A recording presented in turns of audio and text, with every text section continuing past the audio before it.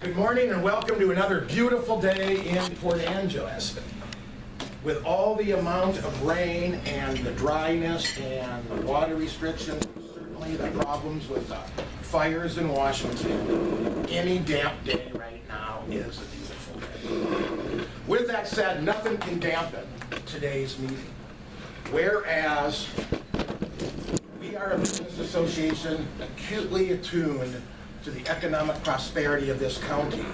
No other entity in this county has a larger economic cog, has a bigger economic machine than the port. They have infrastructure, property, industrial zone land. They are the ones that can make a true impact on our economy. We have the opportunity to vote for 33% of the representation on that board, since it's a commission of 3. And with that, we brought in the 2 candidates today. Neither one is a challenger, neither one is the incumbent. They are both new to the political scene as far as countywide races go. I'm going to take a moment to introduce them. We have Connie Beauvais, welcome. And Mike Breidenbach, welcome. It's pretty simple. Many of you have been through this before. We start with a 5-minute opening.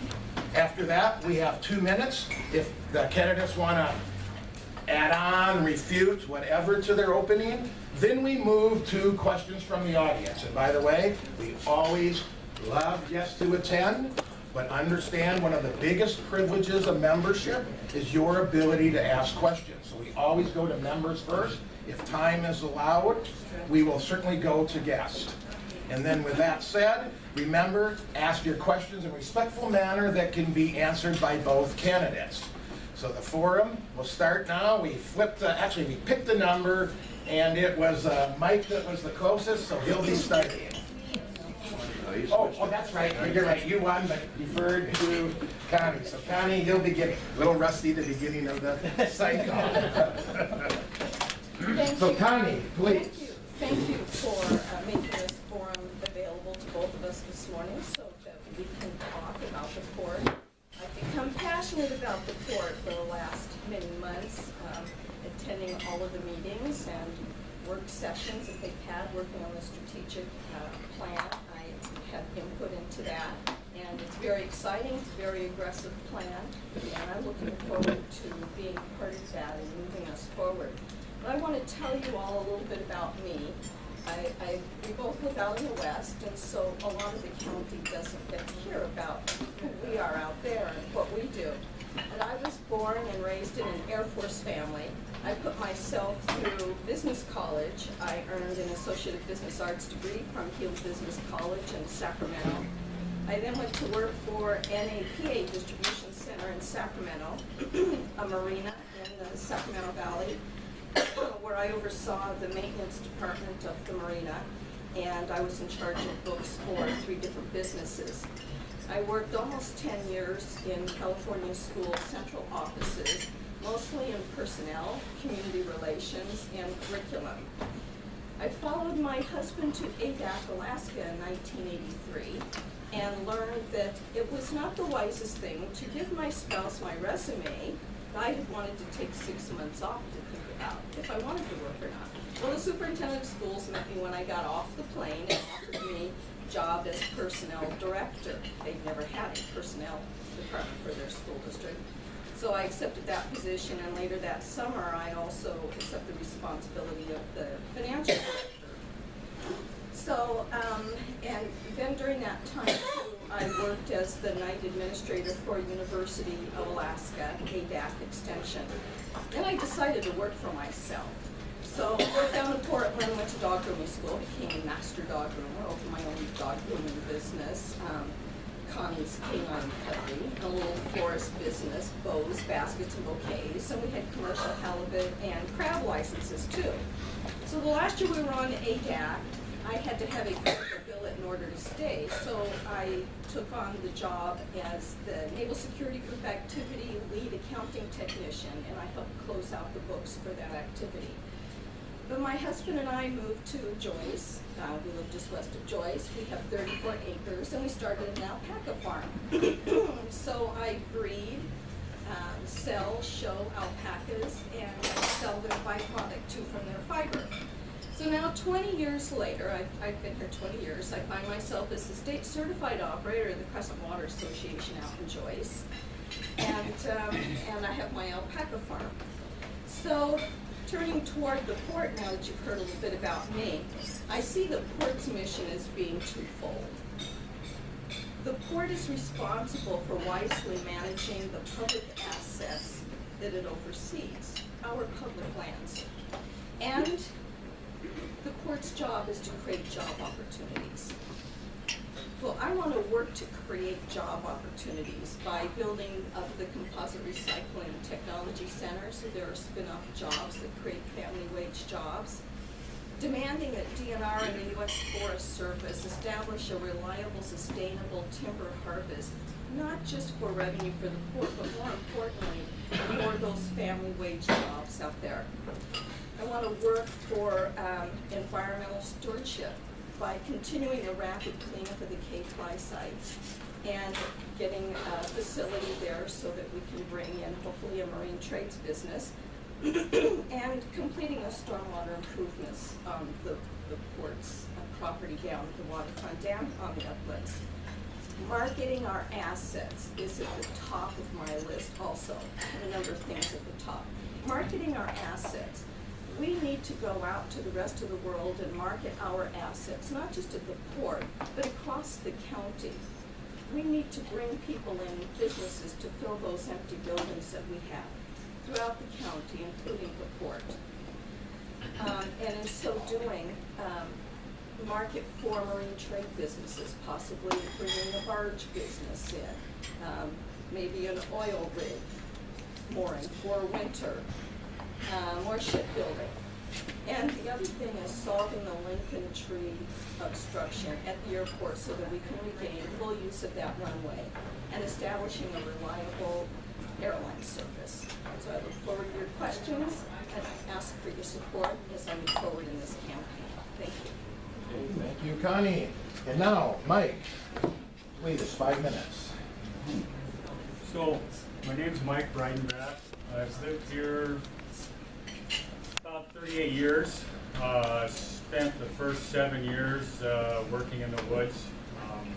And after that, I went to work for Rainier. I raised 2 sons in Forks. One's a heavy equipment operator here in Port Angeles. The other one's in the Navy, and he's based in Norfolk, Virginia. And he's going to get based in Sicily, so it looks like I'll get to go to Sicily for a couple, 3 weeks or a month, right? So that's going to be fun. He was in Italy for a while. I got to go there, and that was real good to see him there and visit Italy. I think my experience with Rainier, the end of my career there as a senior manager, I managed the sales of about 400,000 acres there, managed all the logging and some of the road construction. So I'm pretty familiar with budgeting and high-value sales and marketing. I think I've worked probably as been a customer or worked at most of the ports in the state. I've seen quite a varied amount of activity in each port. Grays Harbor, of course, is just ballooned. Trying to get the coal there. I don't know if that's going to work still. They've got the refinery there, and they put up those grain elevators for exporting grain, and that's been a pretty good business. Port of Everett, that's quite a bit of naval activity there. Longview, of course, is one of the bigger log exporting ports here. Port Angeles, what's interesting to me is that I think it was almost 20 years before they exported any logs there. It took a long time, and then the China market came back and actually made the port quite a bit of money, but the bubble's over. And I think that'll be some continued exports out of there, but probably nothing like we've seen in the last 4 or 5 years. But it'll keep going. China's a big country. They have huge programs for housing. I think the current program for housing there or living units is about 5 to 6 million a year. So that's pretty substantial. A lot of it's concrete, but it still takes a lot of wood products. I like to see the port continue on the line they're on, only with a little more focus on maintenance and trying to anchor each individual business. We have the Uplands business, we have the basically the log yard down there, and the marine trades. Because of Congress and some of the pro-commercial fishing issues, there's a lot of boat activity. We're seeing a lot of new boats being built, a lot of maintenance on existing boats, and I think that the marine trade down there will grow. I know that one of the meetings I went to here a while ago with all the marine trades people at the port, they were real excited about being able to move and expand down there at the port. The other thing was interesting to me, which I didn't expect, was a lot of them were also very supportive of the log trade. I think eventually you'll see that move over to the west side more than it is where the old Penn-Ply or Cape-Ply area is. Penn-Ply, Rainier guys, sorry. So the Cape-Ply area, I think we'll see more of that, and I think the marine trade is a big issue because it brings in a lot of very good wages.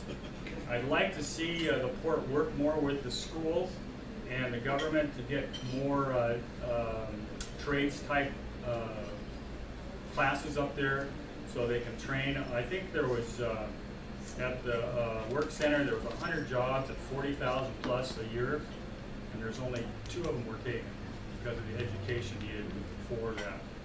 So 5 minutes doesn't seem like much to me. I guess I've used it just about all up. But I think that we have a real good future here.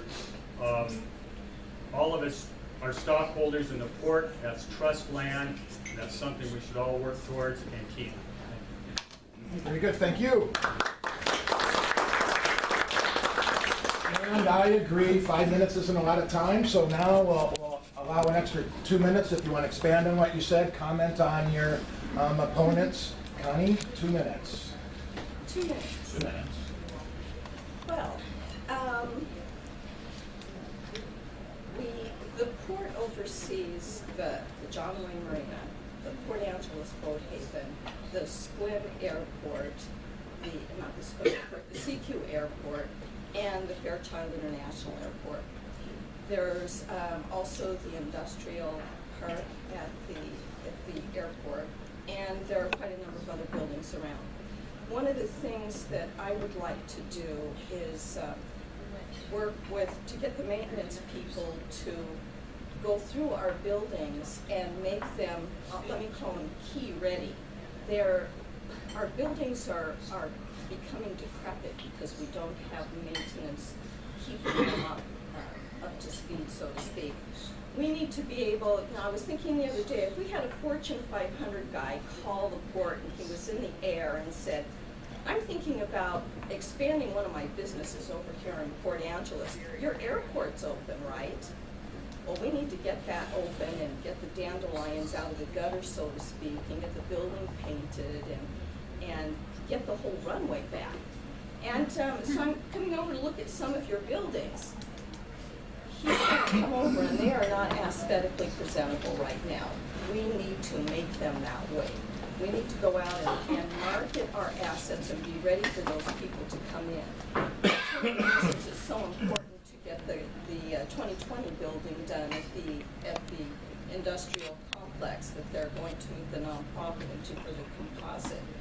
There's been a number of large businesses who have come over and looked at that building, but it doesn't even have a floor. It has visqueen over dirt. So that's a really important move to get that building ready for industry to move into.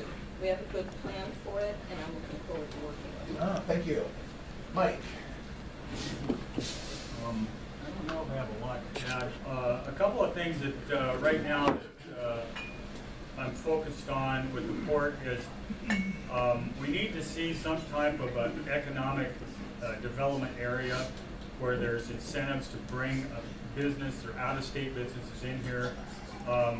You know, the I-5 expansion and economy is basically, I won't say it's passed us by, because they drive through here on vacation all the time, but we haven't seen it here yet. And typically it seems like in the past years it would take a couple of years and then we'd see more activity here once it started further south of us. So that's something that right now I'm kind of really focused on, is some type of economic development area. I know years ago out at McCaw, they were going to have a duty-free zone out there, but that never took off. And I'd like to see something done on the outlying areas that would bring more interest for business in those areas. So I think that's the big thing. The other issue is I've spent about 7 years on the Fork City Council. It's a volunteer position. And one of the things that really impresses me is when I see people come in that have a passion for something they want.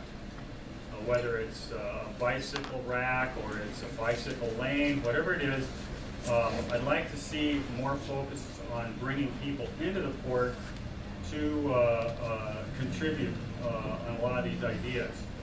A lot of times I go online and look at the meetings. I don't come in here, but I don't see the participation that I'd like to see. And I think that's something that is worth doing and worth working at.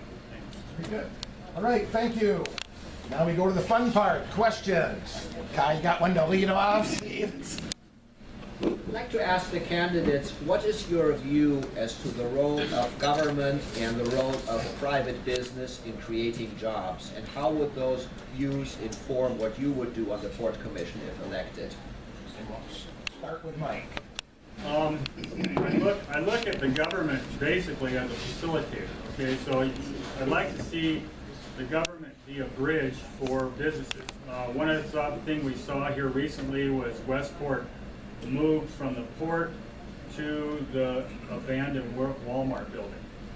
So that to me is that's almost a perfect storm to me. The port got a business going, they got a place for them to work, and now they're able to go back into the private sector. They're able to rent, lease, or buy a private facility and use that, especially an unused facility that is in a pretty good sized area. So that's kind of my idea about government business.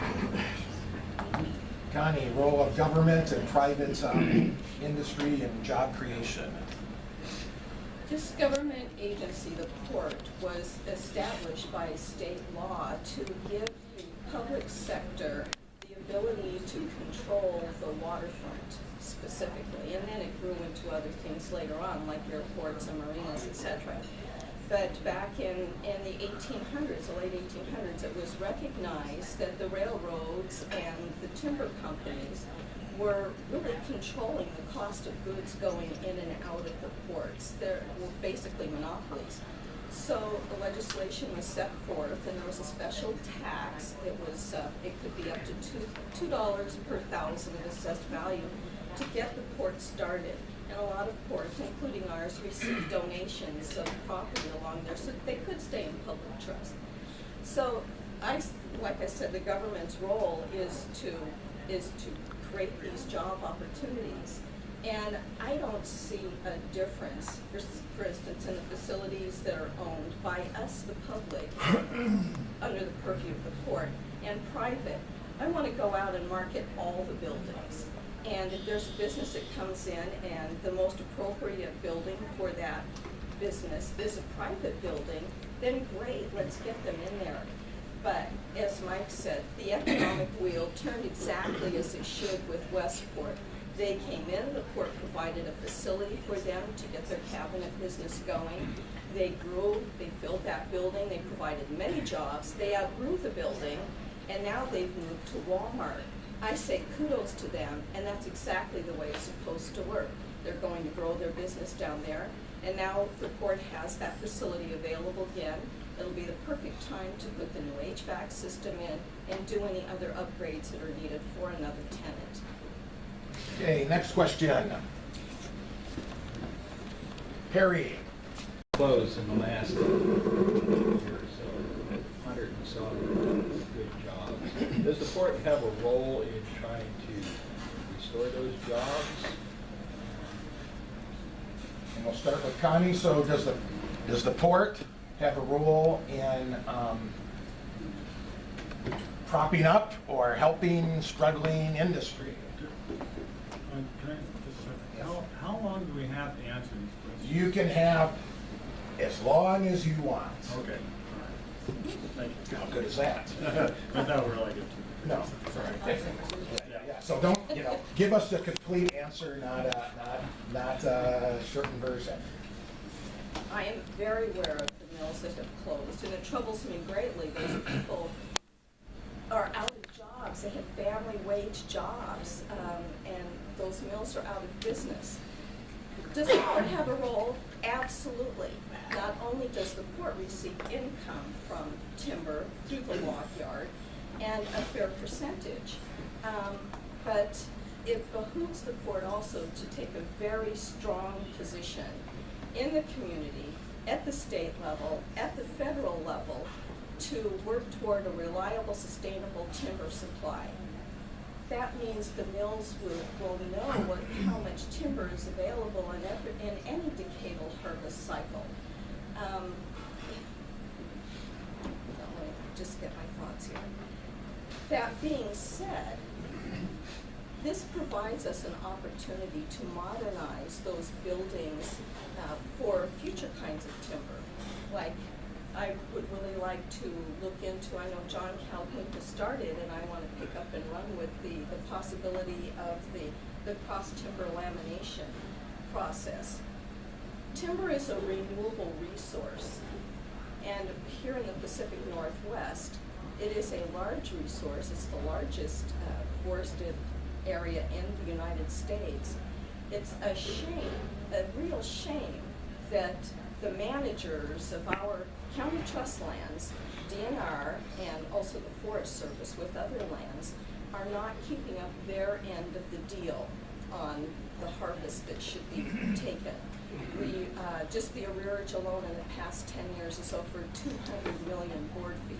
They squabble at the state level about just what that number is, but that has cost us, all of us here in this county, over $60 million just in the past 10 years. So not only have we lost all those jobs, we've lost all that income to our junior taxing districts, from the hospital to the fire district to the schools. There's the libraries. There's a number of them out there. So it has been a big push of mine to get a reliable, sustainable timber harvest. That was my main push sitting on the Charter Review Commission. I will be a strong voice on the Port Commission for that, and I'll do all that I can to get that industry back and at a sustainable level. So Mike, what if any role does the port have in trying to shore up or aid struggling industry? Well, I think when you take a look at the sawmill business per se, the three mills that closed, Lloyd's Mill down there on the Hoe, the Green Creek area, and then the Interfor Mill, which used to be the Portac Mill. A lot of people still call it that. Lloyd's Mill did about 10 to 15 million feet a year. It was an old mill built in the 50s, never remodeled. I don't know, some of you might have known Lloyd. That was his life. He had a cot in his office, and all it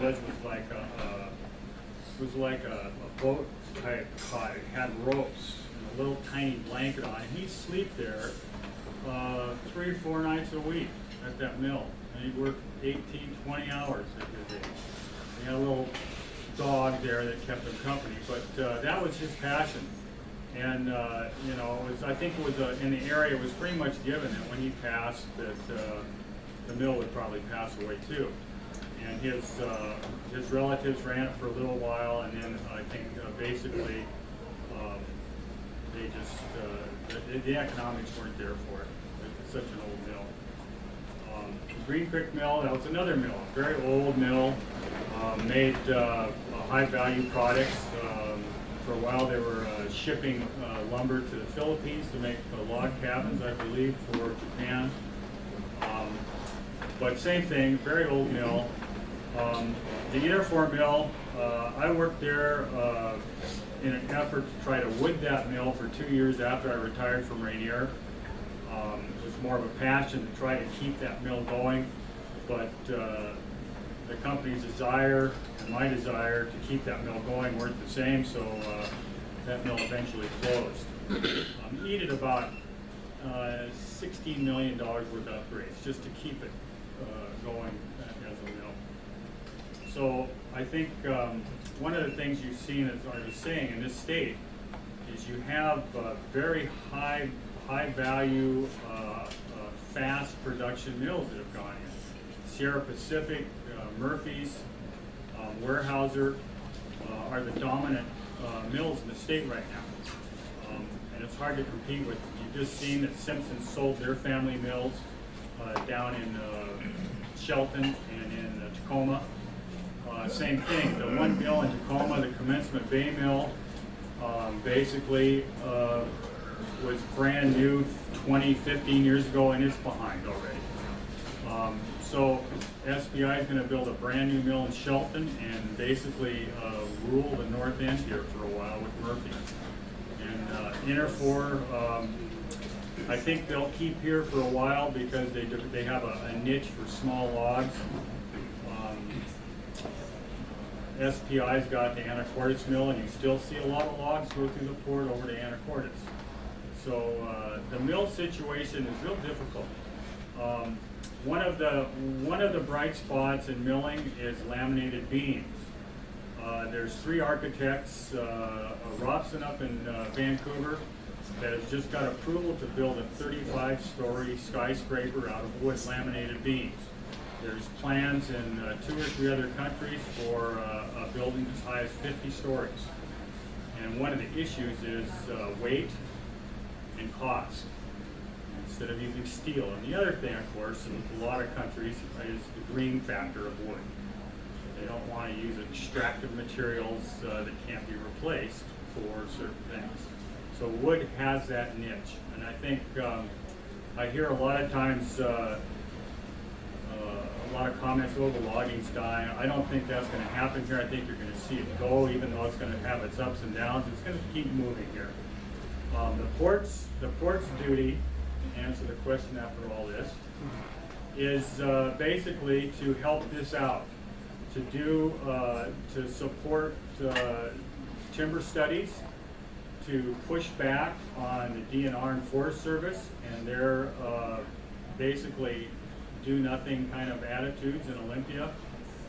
One of the things that you have to keep in mind here is management under a previous commissioner was basically changed at the DNR.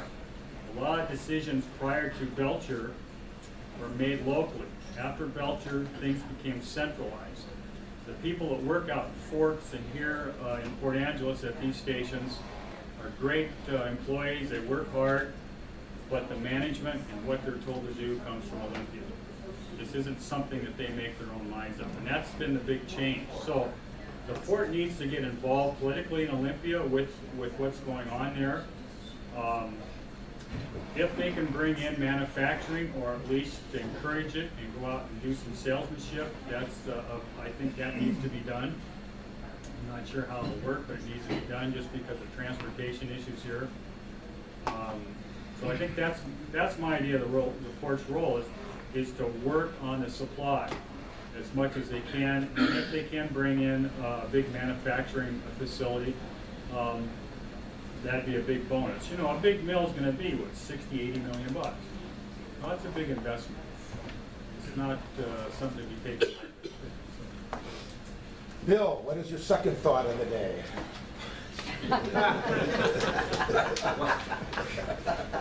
Watch out, Eddie. Well, Connie, you both can answer this, but you got to keep it short because I got to go to work. Plenty of time. You said you would want to refurbish all the counter, or all the ports buildings, and you probably don't have a big enough maintenance staff. And would you be willing to hire local contractors to do the work?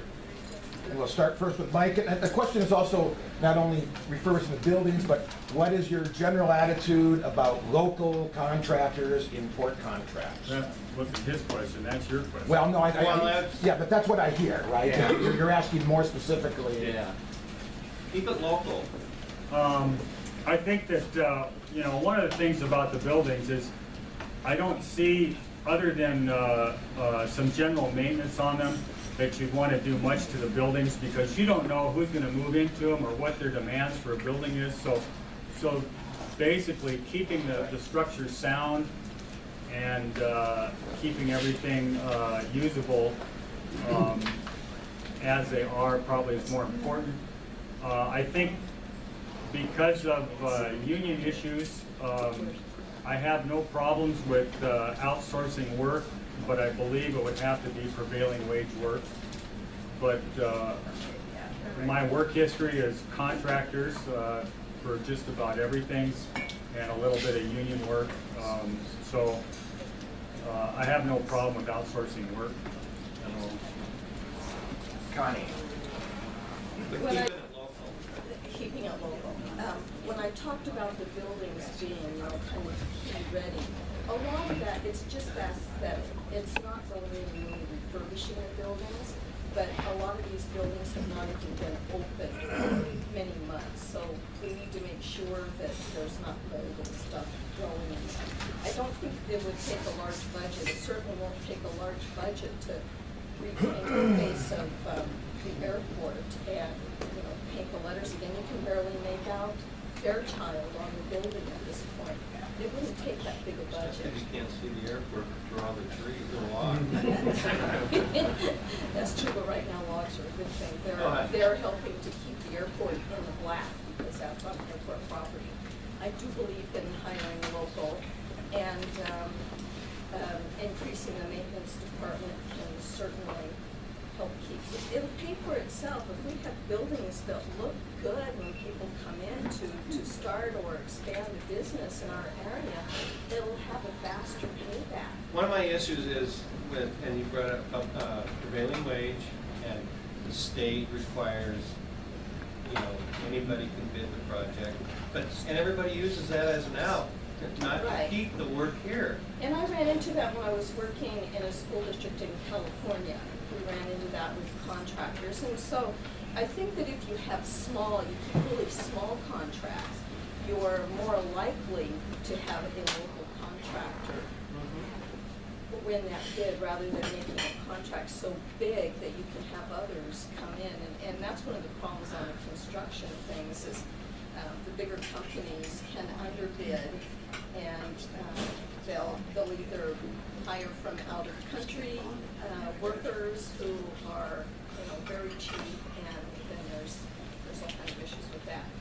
But I think that, and then change orders, they know how to look at contracts and see, you know, where they're gonna be, well, they've got to write that in, so we'll be able to increase that a little bit. I hate change And apparently, we don't have enough smart people around here to see that.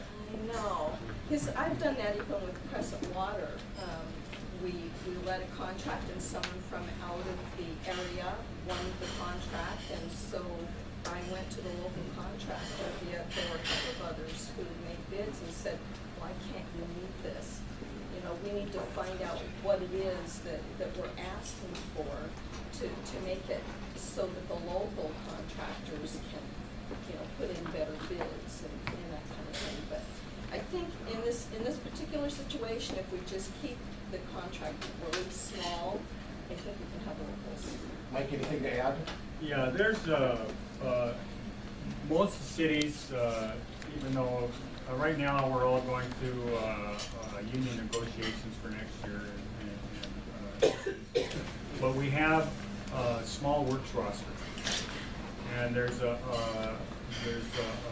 focus on saying, okay, if that job is under this amount, then we bid that out to that roster. So anybody could get on that roster, but typically what you see is probably locally, 4 or 5 companies that are able to do the work. When we did the rack out there, that was a $3 million project. It went out for bid, and a Port Angeles construction company got that job. And also, most of the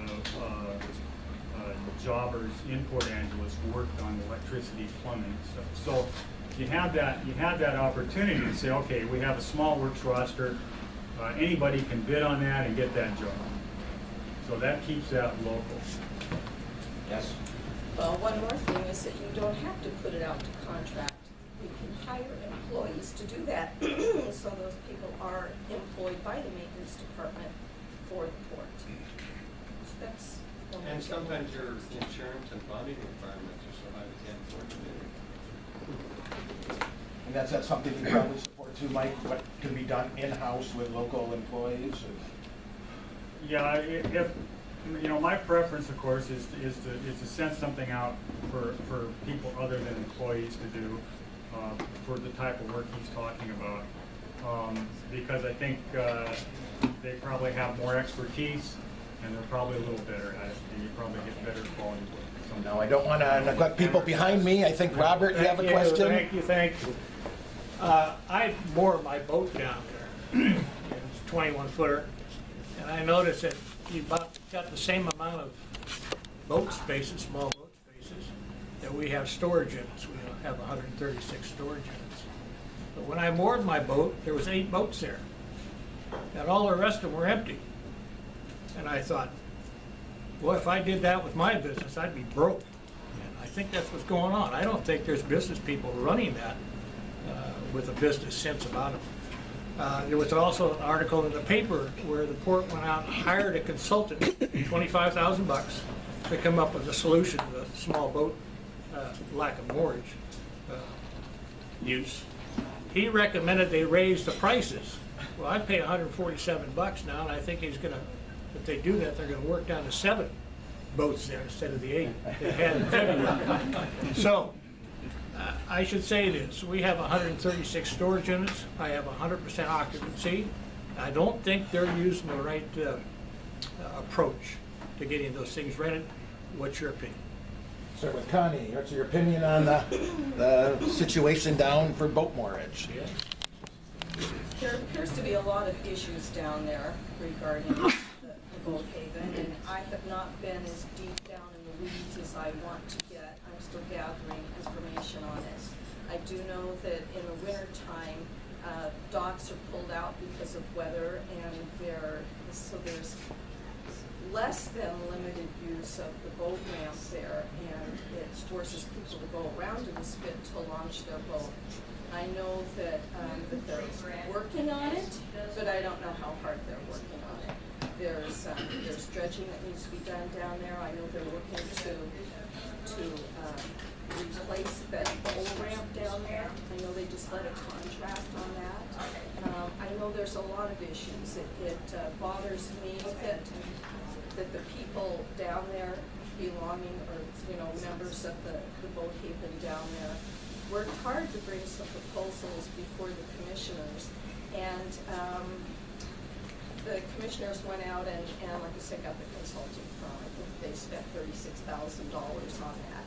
And I would like to have seen the recommendations of the people who live it down there taken more into consideration than just the consulting firm who gave the commissioners the answer that they wanted to hear, because that's what consultants do.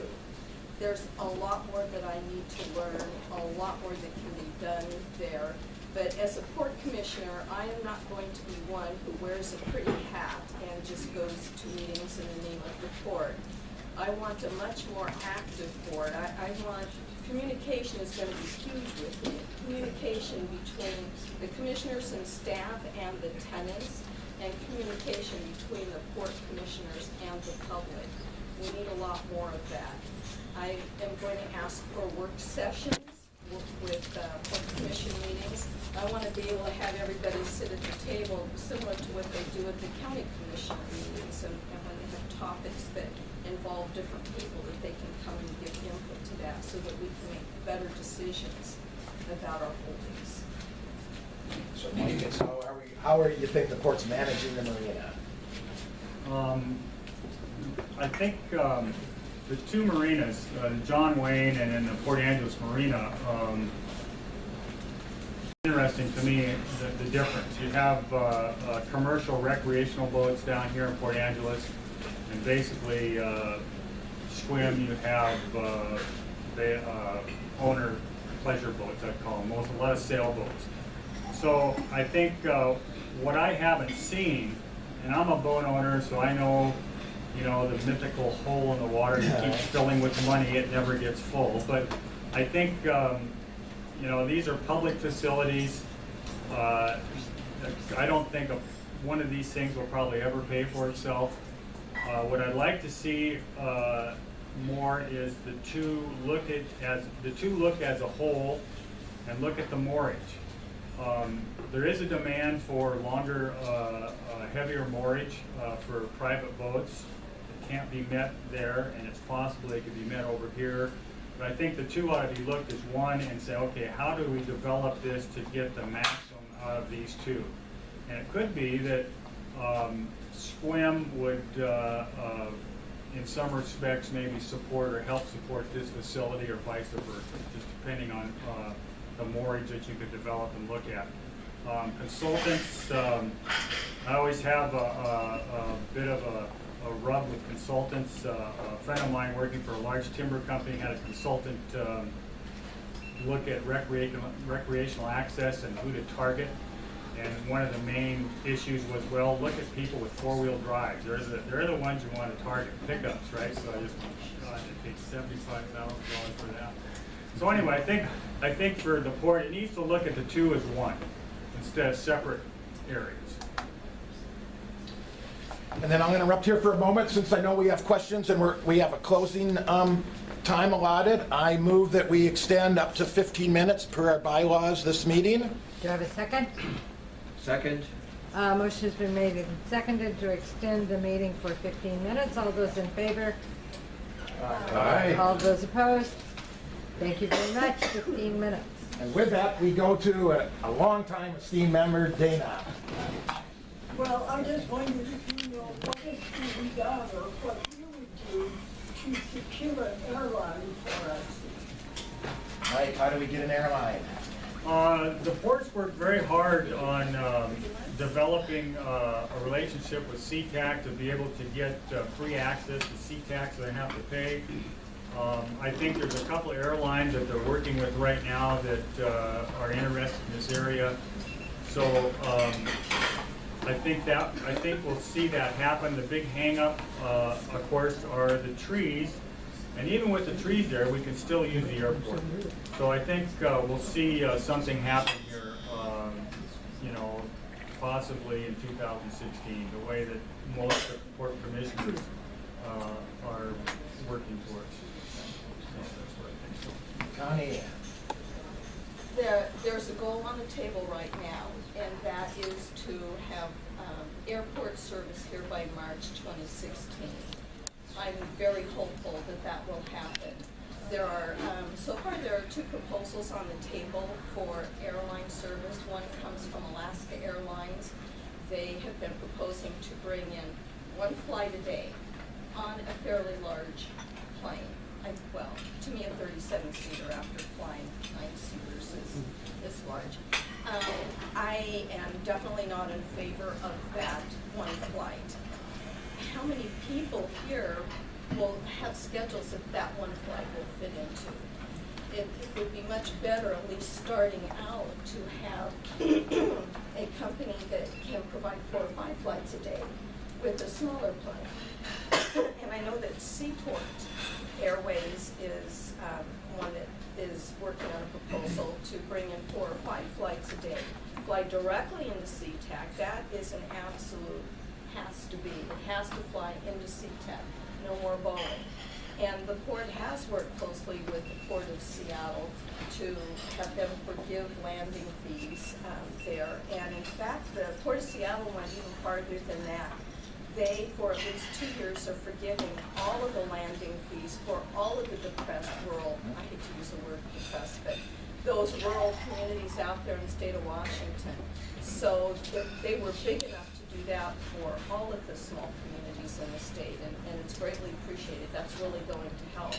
That being said, the port will be guaranteeing, I believe the first year, that 7 seats on each flight will be filled. So if you have a 36-seat flight, the port is guaranteeing so many of those seats will be filled, and it'll be 4 seats for the second year. Seaport hopefully is going to be the one that comes in here. I'm going to keep my fingers crossed. I know they had some problems down in the deep south. They had trouble getting an adequate number of pilots to fly the planes. They couldn't find enough people to live in the area to fly those planes. So I'm keeping my fingers crossed that they're going to be able to make it here. Seaport, I know too, they fly in and out of Portland. So that's a possibility, maybe not in the beginning, but hopefully in the near future, that they can have 1 flight a day or a couple flights a week go from Portland to Port Angeles. I personally would much rather fly out of Portland, and that's what I used to do when I lived in Alaska. The small planes can land right now, but if we want to be forward-thinking and getting the larger corporate planes and planes used to transport materials in and out, we have to take care of the tree obstruction. And I know that the port is still working closely with the city council members. I'm looking at Sherry, so that we can work collaboratively for the port to get a navigation easement on Lincoln Park so that we can take care of that problem. The port is moving forward with the tree obstruction issue. They just approved a $685,000 contract with the company to go through the airport master plan again with the FAA. That's a 4-year process that we're going to have to go through if we can't work with the city to get at least the current 8 hazard trees out of there. So, And let me ask Mike, since we're here, do you have a stand on the trees coming down or not, if you were port commissioner? Surrounded by 2 million acres of trees here. It's a park. There's a lot of connection with a lot of people to that park. But I think I think the trees that are in the flight path need to go. And there's a lot of things they can do once they do remove the trees to replace them with other trees that don't get as tall. Or, I mean, those trees there are probably what, 80 to 100. Even if you planted trees again, it would be another 2 generations before you need to do anything with them. So I think the trees, that needs to be done. George, I know you got a question. As you know, Platypus Marine made an offer to purchase the property, for which their brother was starting to increase it. Were you for or against the sale of the property, Platypus, and if so, why? Start with Connie, selling mics. Starting, are you for or against selling port properties to individual businesses, and why? Port properties is a trust. It's a trust for the citizens of this county. So unless there's a definite, like a like-kind exchange, or I can't even imagine why the port would sell property. It just doesn't, to me, it makes no sense. I can see them exchanging property if there has to be an exchange. Any property on that waterfront should never be sold. That is just, to me, that's, I don't want to say it's criminal, but to me it's awful close to that. That is a trust for us. It's a trust for our kids. It's a trust for their kids, the waterfront downtown. That's Connie, stewardship of port property. Stewardship of port property. When we're talking about sale of port property, we need to look at each individual sale and where it is. Uplands, fine. The port can certainly come in, buy up land, improve it, get facilities on it, encourage businesses to come in, lease it or sell it, and move on to the next project. Along the waterfront, absolutely not. That needs to stay belonging to all of us. It is a public trust. That's why ports were originally set up. The specific one on Platypus, absolutely not. I was not in favor of selling that at all. First of all, if the port were to sell it, it needed 1 or 2 more zeros after the number that they had on the table. That was a totally unrealistic number. There is an opportunity for Platypus to expand their business onto the Cape Light property or one of the other properties too. That piece of property is way too valuable in terms of access to the terminals for loading and offloading of bulk cargo. And that particular property, there are ingress and egress issues crossing over to get to terminals. And the port owns it now, it's leasing to Platypus, and they, of course, allow that ingress and egress through there to get to the terminals. If that property were sold, there's a lot of what-ifs that could happen. Perhaps the company that buys it decides, well, you know, we own that, and we really don't want ingress and egress of other people going over the property. That's a huge problem. If after it's sold, the business decided to, well, I think we'd rather do business in Australia or New Zealand, and they move out, and they put the building up for sale, and then they sold it to another business that would not be really conducive to an industrial zone down there. It would be totally inappropriate. Say somebody tore it down and, let's say, put up a hotel, and while we all think that is great and good, I, for one, don't believe that belongs in an industrial area either.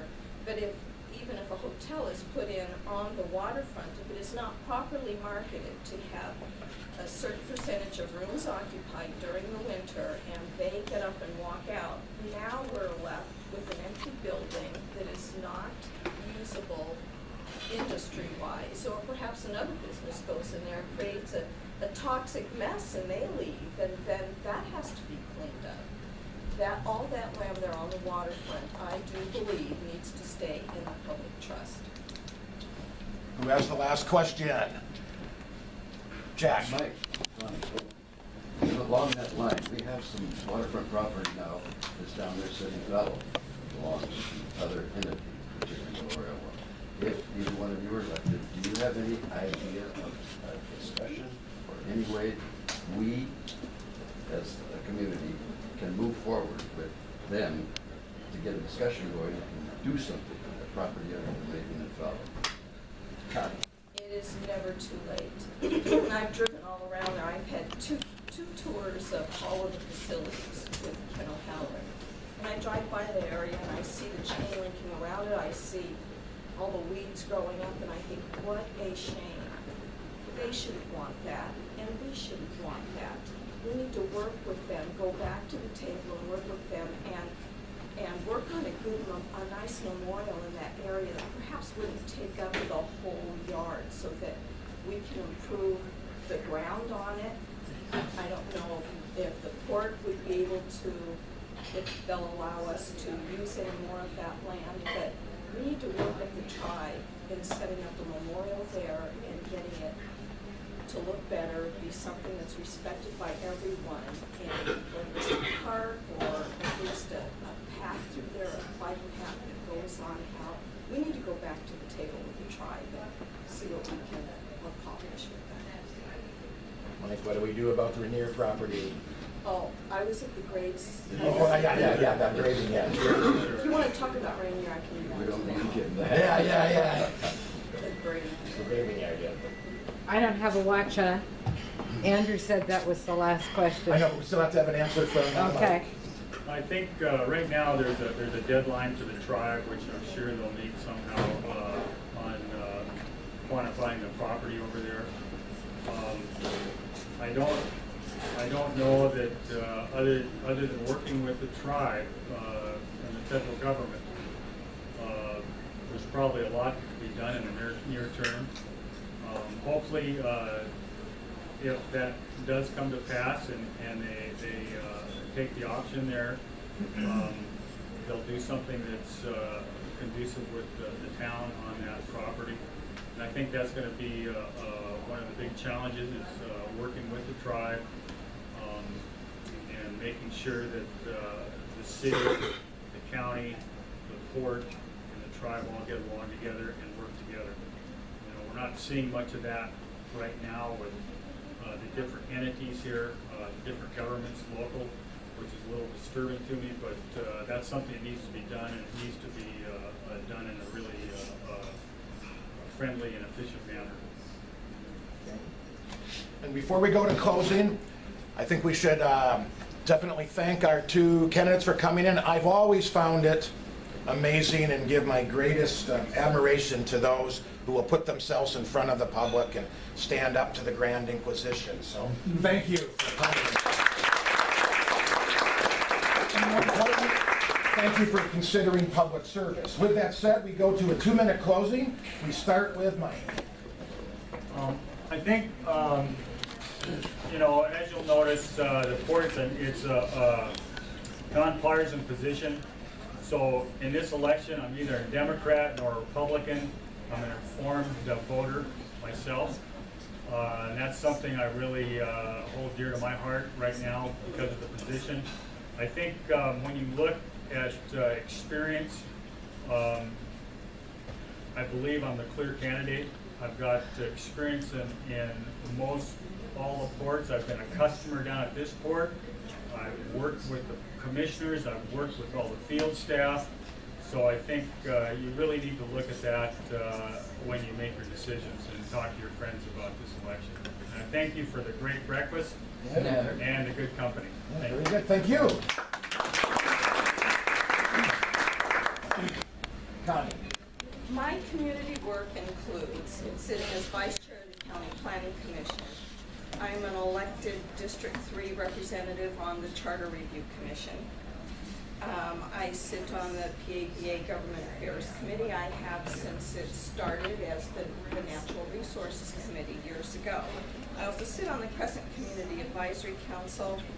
I'm a former District 3 Agriculture representative on the Economic Development Council, and my other community service was 5 years as a Coast Guard auxiliarist in ADAC, good days and bad days. So I asked myself last year, and I asked some of you, what is our vision for our county? Where do we see ourselves in 5 years and 20 years from now? And virtually everyone agrees with me, we want a prosperous county. But how do we get there? The port is the economic driver for creating those job opportunities. And with this job, I see an opportunity for me to use my background and my experience and my determination to make this community prosperous. So I had a strong first place position in the primary. There were 3 running against me. I received 33% of the vote. I won over half the precincts. I won all but 1 precinct in Port Angeles. Black Diamond, Dry Creek, Freshwater, Joyce, Clallampubliceye, and Nia Bay. I'm confident that I will win in the countywide election. I'm going to work very hard to achieve that goal, and I need every vote I can. I ask you for your support and your vote. I have yard signs right over here you can take with you. I have more in the car, and I thank you for this opportunity. Thank you. With that, Madam Chairman, the meeting's back to you. Thank you all for coming. Are there any other announcements? Say hello to the godson kid.